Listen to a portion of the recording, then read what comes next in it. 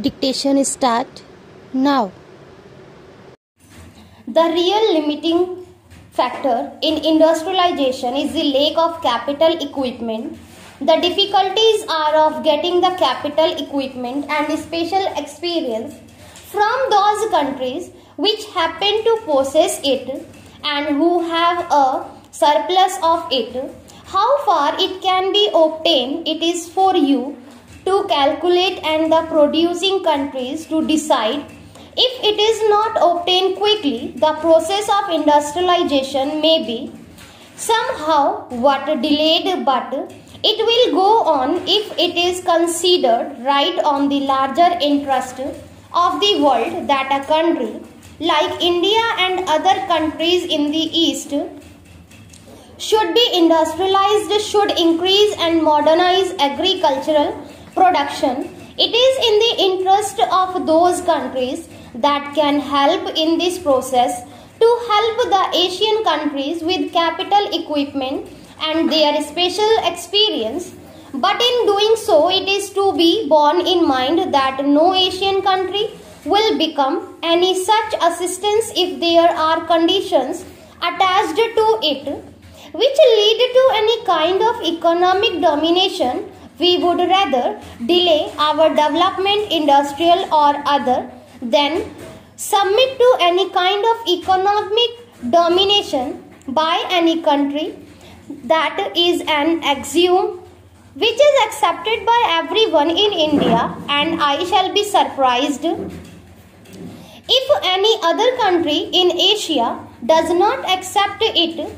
We want to cooperate in the fullest measure in any policy or program laid down for the world's good, even though it might involve the surrender in common with other countries of any particular attribute of sovereignty, provided that is a common surrender all round.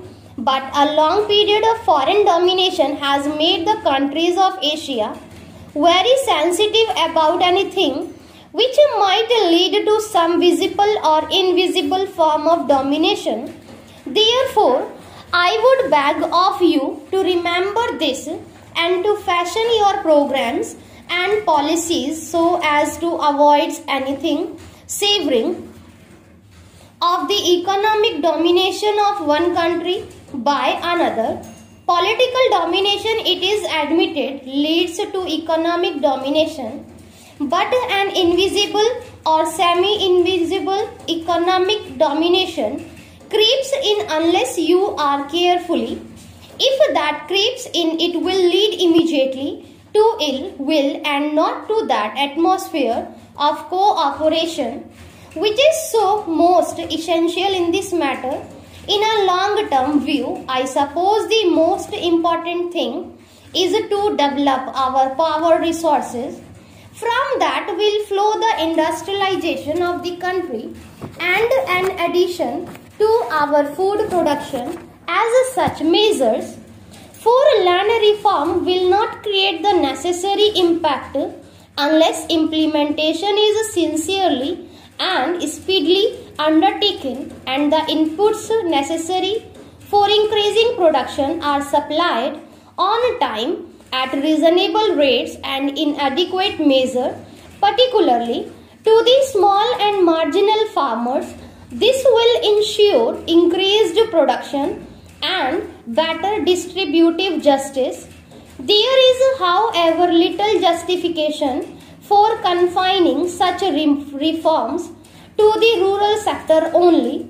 The Monopolies and Restrictive Trade Practices Act appears to be a step in the right direction, but is not adequate in a developing economy like ours. The oligarchy of a new families controlling big industrial empires and wielding enormous money power poses a big threat to the country's political system besides distorting its socio-economic base.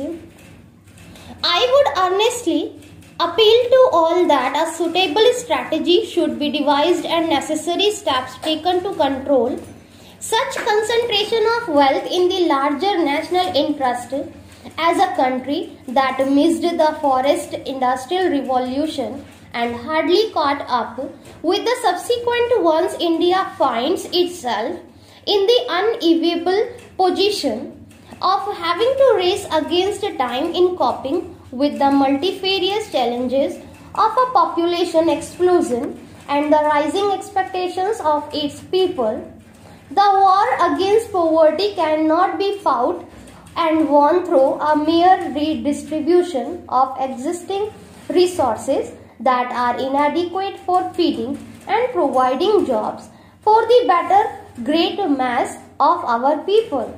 We must create more national wealth through a balanced development of agricultural and industrial sector for marching forward to new frontiers of true equality and prosperity for all sections of our people.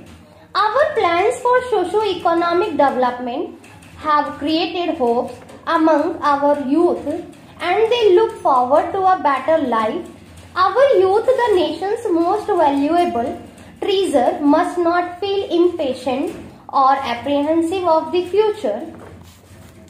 We need to effectively involve this vast reservoir of hardworking and intelligent manpower with the task of nation building, particularly in the rural areas. The draft 6th five-year plan sets out a new strategy for the creation of massive job opportunity through accelerated development of agricultural, cottage and small scale industries. I appeal to all my fellow citizens, irrespective of their position or station in life, to participate actively in this challenging task and so assist the government in reaching the fruits of development to the people at large.